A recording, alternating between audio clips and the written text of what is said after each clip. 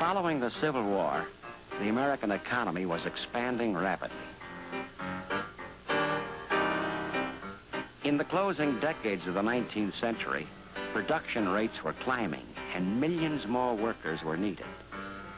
Between 1900 and 1910, nearly 9 million people immigrated to this country, looking for work and a better life.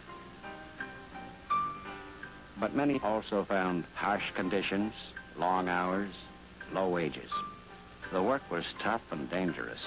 As the production rate went up, so did the pressure on workers and the casualties.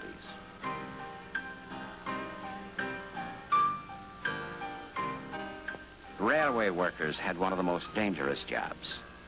Nearly 15,000 were killed between 1902 and 1908. Mining accidents were frequent. 4,700 died building the Panama Canal.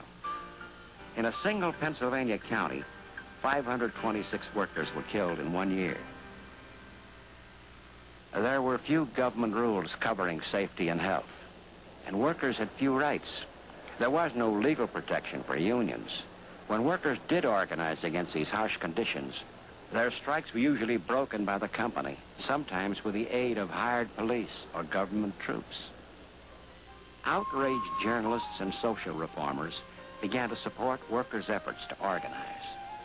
Photographer Lewis Hine exposed the horrors of child labor.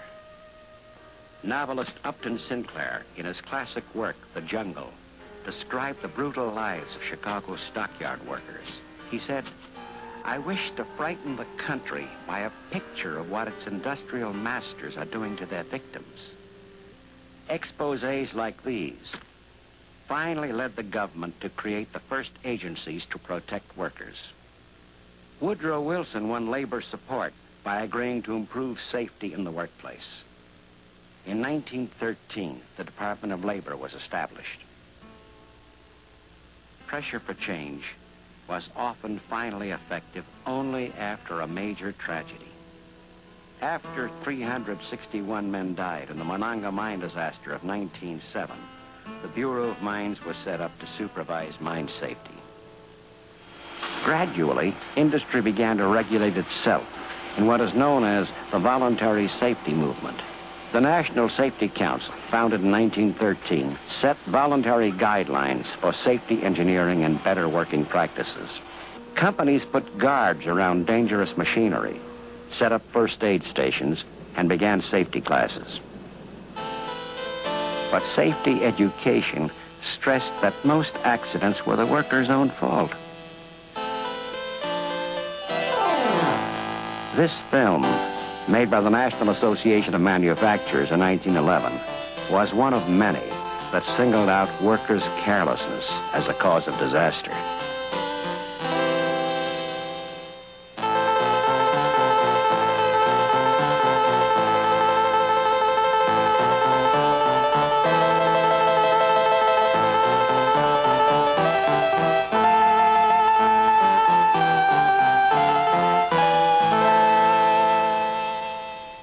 But many terrible tragedies were not caused by workers' carelessness.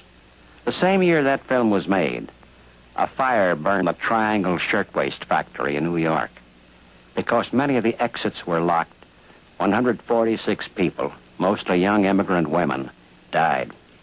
Again, it was only after the tragedy that the first permanent commission to inspect factory safety was set up in New York. During the same time, industry helped establish a system to compensate workers for accidents. While this workman's compensation system gave employees a measure of financial security for the first time, it took away their right to sue the company for damages. The amount of compensation was limited, and workers were not represented on the boards that decided claims. But this growing concern for workplace safety had some noticeable results, and accident and death rates fell.